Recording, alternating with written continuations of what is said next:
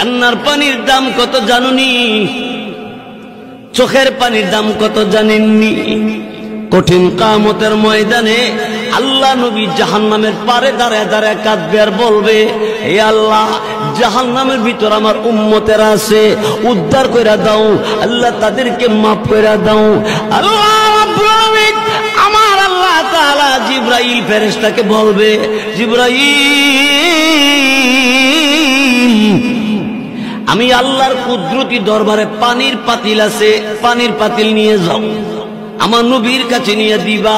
নবীকে বলবা এই পাতিলের পানিটা জাহান্নামের ভিতরে ছেড়ে দেওয়ার জন্য। রাসূলের কাছে জিবরাইল পানির পাতিল দিবে, আর জিবরাইল ফেরেশতার কাছ থেকে রাসূল পানির পাতিল পাইয়া পানিটা জাহান্নামের ভিতরে ছেড়ে দিবে। জাহান্নামের আগুন ঠান্ডা হয়ে যাবে, নিভে যাবে।